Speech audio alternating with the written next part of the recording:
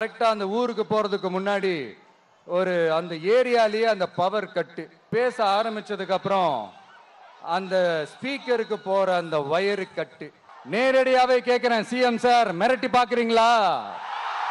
நேர்மையா எலெக்ஷனை சந்திக்க வாங்க சார். கொள்கையை பேருக்கு மட்டும் வச்சுக்கிட்டு குடும்பத்தை வச்சு தமிழ்நாட்டை கொள்ளையடிக்கிற நீங்களா, இல்ல தமிழ்நாட்டில் இருக்கிற ஒவ்வொரு வீட்டுக்குள்ளேயும் ஒருத்தனா இருக்கிற நானா?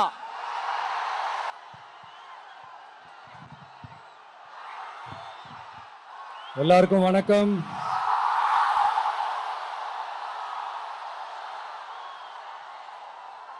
எல்லாரும் எப்படி இருக்கீங்க? சாப்பிட்டீங்களா?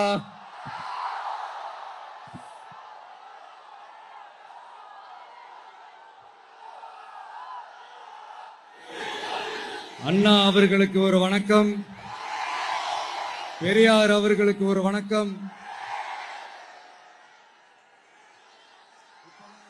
இப்ப நான் எந்த மண்ணில் நின்றுட்டு இருக்கிறேன் தெரியுமா?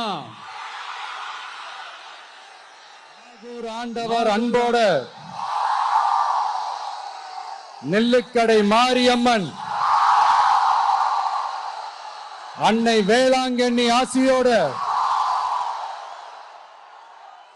கடல் தாய் மடியில் இருக்கிற என் மனசுக்கு ரொம்ப நெருக்கமான நாகப்பட்டினம் மண்ணில் இருந்து நின்று பேசிட்டு இருக்கிறேன். என் நெஞ்சில் கொடியிருக்கும்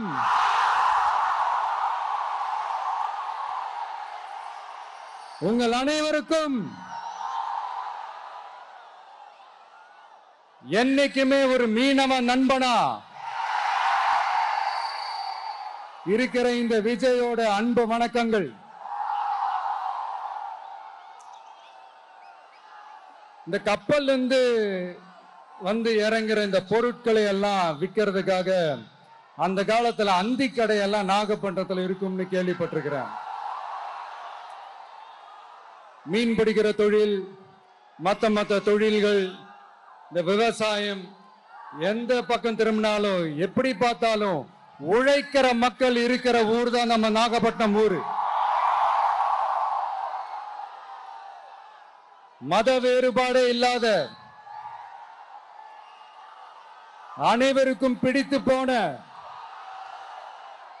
மத சார்பின்மைக்கு எடுத்துக்காட்டாக வாழ்ற உங்கள் அனைவருக்கும் மீண்டும் என்னுடைய சிரம் தாழ்ந்த ஸ்பெஷல் வணக்கங்கள். இந்த தமிழ்நாட்டில் இந்த மீன் ஏற்றுமதியில 2வது இடத்துல இருக்கிறது நம்ம நாகப்பட்டினம் ஹார்பர் தான். ஆனா அங்க இந்த நவீன வசதிகளோட இந்த மீன் பதப்படுத்துற இந்த மாடர்ன் தொழிற்சாலைகள்லாம் இல்ல. அது மட்டும் இல்ல, இந்த அடிப்படை வசதிகள் கொண்ட இந்த வீடுகள்லாம் இல்லாம ரொம்ப அதிகமா இந்த குடிசை பகுதிகள் இருக்கிற ஊரும் நம்ம நாகப்பட்டினம் ஊரு தான்.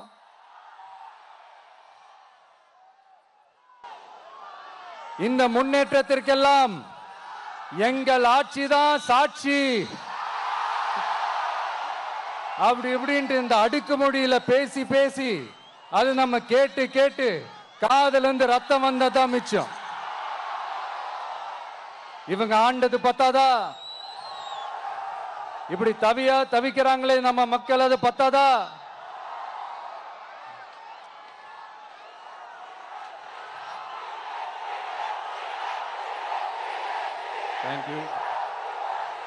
தேங்க்யூ.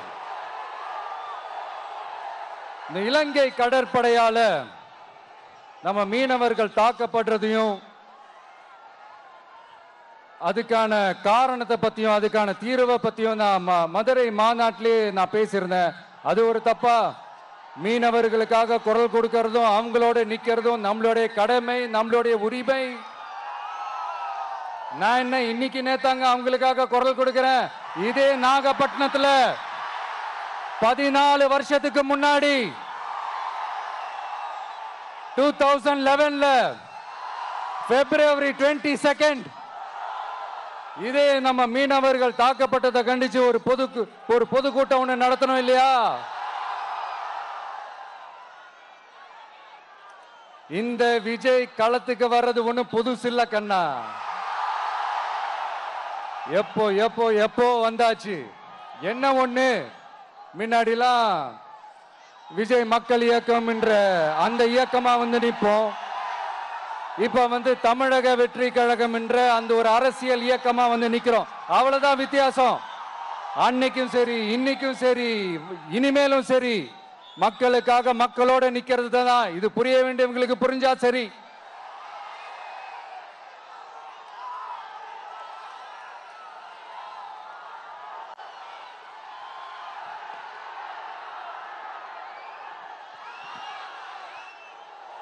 மீனவர்களுக்காக குரல் கொடுக்கிற இதே சமயத்தில் நம்ம தொப்புள் கொடி உறவுகளான ஈழத் தமிழர்கள், அவங்க இலங்கையில் இருந்தாலும் உலகத்தில் எந்த மூலையில் இருந்தாலும் தாய்ப்பாசம் காட்டின தலைவனை இழந்து தவிக்கிற அவங்களுக்காகவும் குரல் கொடுக்கிறது, அவங்களுக்காகவும் நிக்கிறது நம்மளோட கடமை இல்லையா?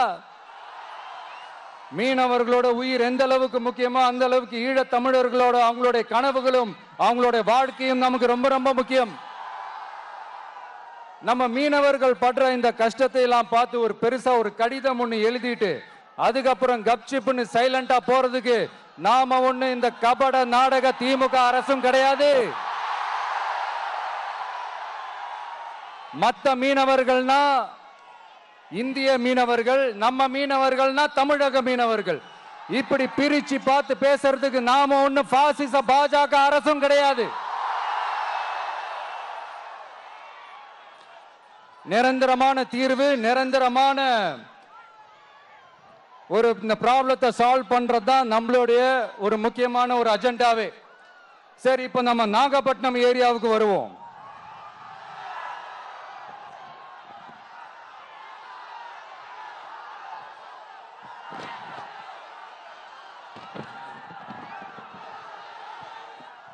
இங்க இருக்கிற மண் வளத்தை பாதிக்கிற இறால் பண்ணைகளை முறைப்படுத்தணும். அப்பதான் மீனவர்களோட வாழ்வாதாரமும் விவசாயிகளோட வாழ்க்கையும் பாதிக்காம இருக்கும். கடலோர கிராமங்கள்ல மீன் அரிப்புல இருந்து பாதுகாக்கிற அலையாத்தி காடுகளை அழிக்கிறத பத்தி தடுத்து நிறுத்தி அதுக்கு ஒரு வழி பண்ண வேண்டிய அரசாங்கத்துக்கு இதை விட ஒரு முக்கியமான ஒரு வேலை ஒண்ணு இருக்கு. அது என்ன தெரியுமா? சொந்த குடும்பத்தோட வளர்ச்சியும் சொந்த குடும்பத்தோட சுயநலமும் தான் அந்த முக்கியமான வேலை. இங்க இருக்கிற மக்களுக்கு குடிக்க தண்ணி இல்லாம தவிக்கிறாங்க. அதுக்கு தீர்வா காவிரி தண்ணியை கொண்டு வரலாம், மக்களோட தாகத்தை தீர்க்க. கொண்டு வந்தாங்களா?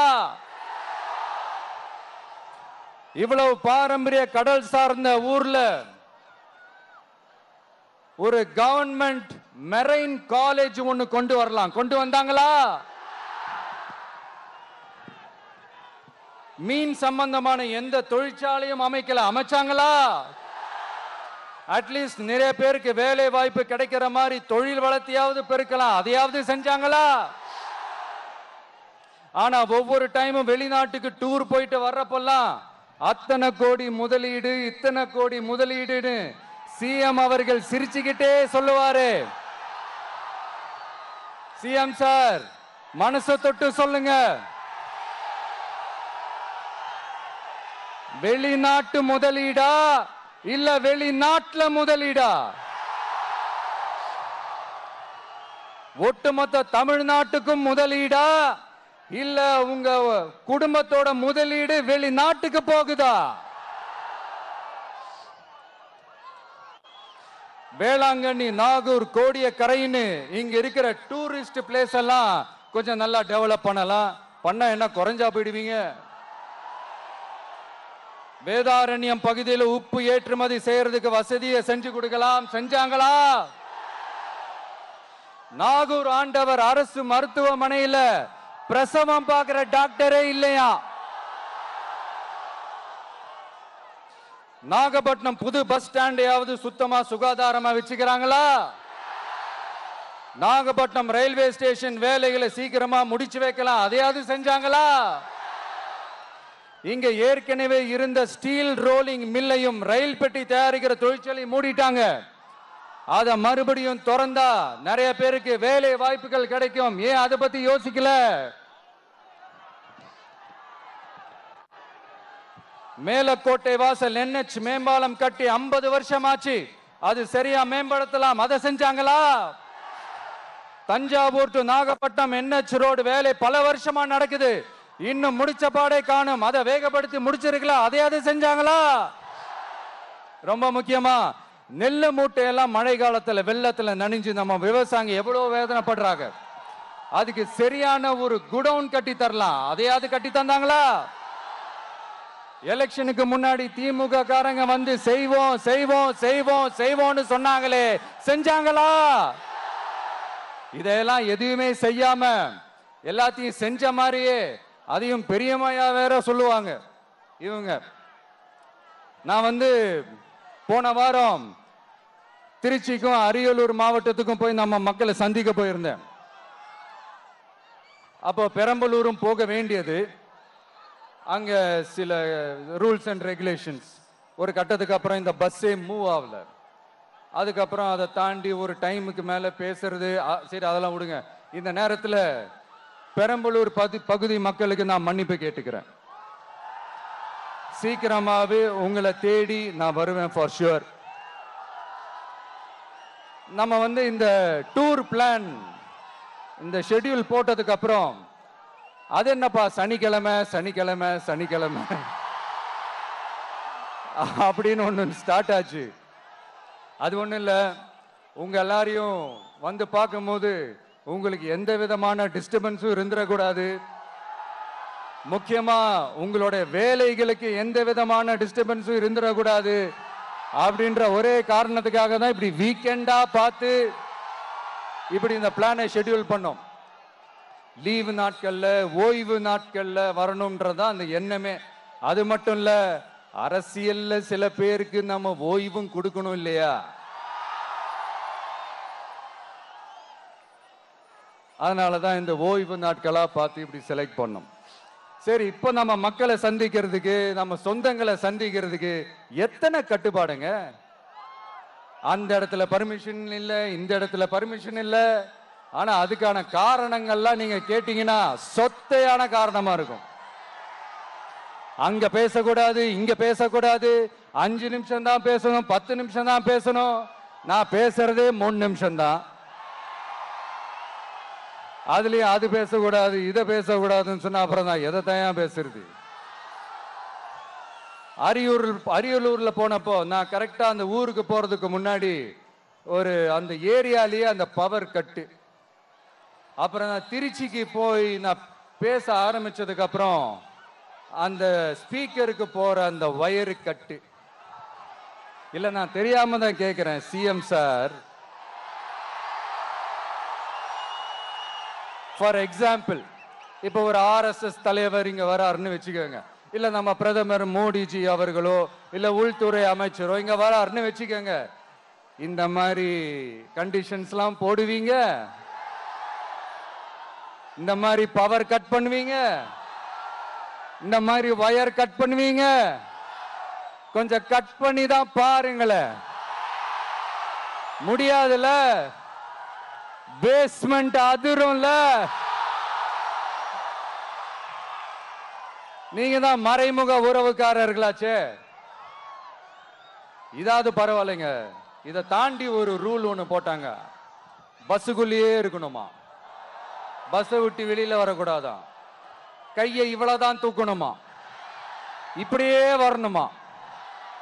மக்களை பார்த்து சிரிக்காத, மக்களை பார்த்து கையசைக்காத, இப்படியெல்லாம்.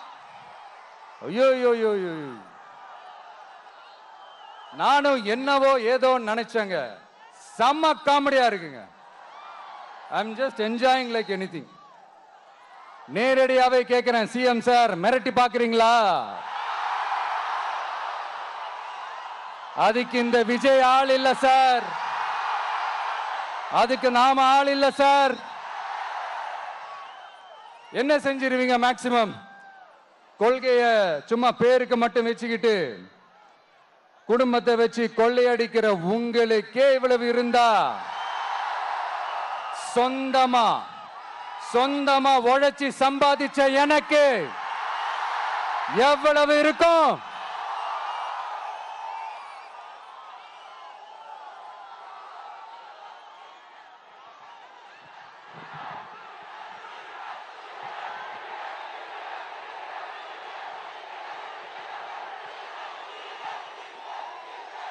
தேங்க்யூ நண்பா. என்ன நாங்க பெருசா கேட்டுவிட்டோம்?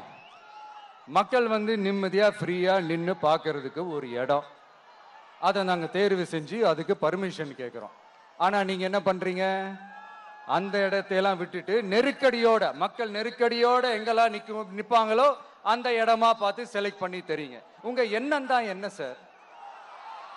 நான் அவங்கள பார்க்க கூடாது, அவங்களோட பேசக்கூடாது, அவங்க குறைகளை கேட்க கூடாது, அவங்களுக்காக குரல் கொடுக்க கூடாது, என்னதான் சார் உங்க எண்ணம்? சரிங்க சார், ஒரு அரசியல் தலைவன் அப்படின்றதெல்லாம் மறந்துருங்க. ஒரு சாதாரண ஒரு தமிழ்நாட்டு மண்ணோட ஒரு மகனா, ஒரு நம்ம தமிழ் மக்களோட ஒரு சொந்தக்காரனா, என் மக்களை, என் குடும்பத்தை, என் சொந்தங்களை நான் பார்க்க போனா என்ன பண்ணுவீங்க? அப்பவும் தடை போடுவீங்களா? வேணாம் சார். இந்த அடுக்குமுறை, இந்த அராஜக அரசியல்லாம் வேணாம் சார். நாம ஒண்ணு இங்க தனியால் இல்லைங்க சார்,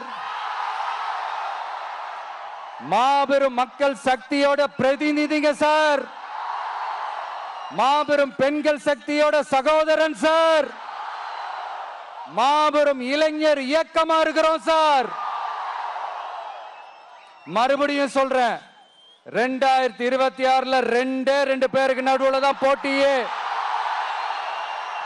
ஒண்ணு இன்னொன்னு,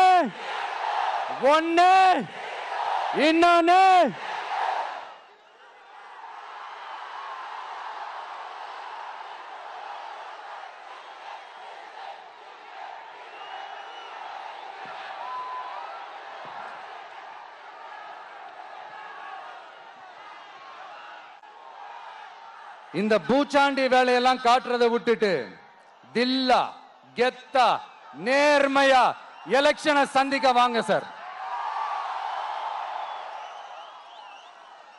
பார்த்துடலாம் சார். கொள்கையை பேருக்கு மட்டும் வச்சுக்கிட்டு குடும்பத்தை வச்சு தமிழ்நாட்டை கொள்ளையடிக்கிற நீங்களா, இல்ல தமிழ்நாட்டில் இருக்கிற ஒவ்வொரு வீட்டுக்குள்ளேயும் ஒருத்தனா இருக்கிற நானா, இந்த விஜயா? பார்த்தலாம் சார். இனிமேலும் இந்த தடைகள்லாம் போட்டீங்கன்னா நான் நேரடியா மக்கள்கிட்டயே பர்மிஷன் கேட்டுருவேன். மக்களே நீங்க சொல்லுங்க, நான் உங்களை பார்க்க வரக்கூடாதா? நான் உங்களோட பேசக்கூடாதா? உங்க குறைகளை நான் கேட்க கூடாதா? உங்களுக்காக நான் குரல் கொடுக்க கூடாதா? இப்படி நமக்கு தடையா போடுறாங்களே, இந்த திமுக அரசு மறுபடியும் ஆட்சிக்கு வரணுமா? உங்க நல்லதுக்காக நம்ம உங்க டிவிக்கு ஆட்சி அமையணுமா? சத்தமா கேட்டுச்சா மை டியர்?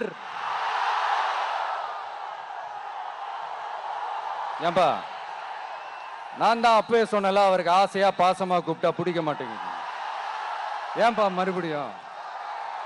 கேட்டுச்சா சிஎம் சார்?